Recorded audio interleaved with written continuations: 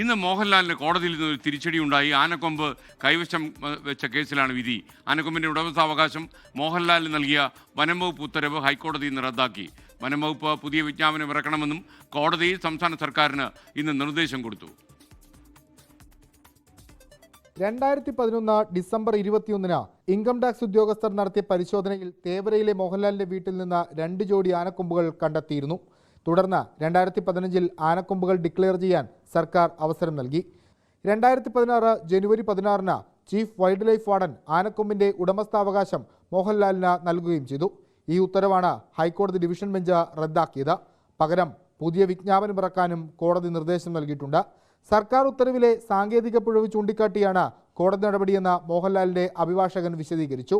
2015 ഗസറ്റിൽ സർക്കാർ ഉത്തരവുമായി ബന്ധപ്പെട്ട വിജ്ഞാപനം പുറപ്പെടുവിക്കാത്തതാണ് പിഴവായി കോടതി ചൂണ്ടിക്കാണിച്ചത്. ജസ്റ്റിസുമാരായ doctor AK Jaishankar Nambiar, Jobin Sebastian എന്നിവരടങ്ങിയ ഡിവിഷൻ ബെഞ്ചിന്റേതാണ് ഉത്തരവ്. ആനക്കൊമ്പ് കേസ് പിൻവലിക്കണമെന്നാവശ്യപ്പെട്ട് മോഹൻലാൽ നൽകിയ ഹർജി ഹൈക്കോടതിയുടെ പരിഗണനയിലുണ്ട്. വിഷ്ണു സുരേഷ്, 24 കൊച്ചി. ലോകത്തെവിടെയായാലും ഏത് സമയത്തും 24 വാർത്തകളും ഓഗ്മെന്റഡ് റിയാലിറ്റി പാക്കേജുകളും എക്സ്പ്ലെയിനറുകളും വിശദമായി കാണാൻ ഞങ്ങളുടെ യൂട്യൂബ് ചാനൽ നിങ്ങൾക്ക് സബ്സ്ക്രൈബ് ചെയ്യാം.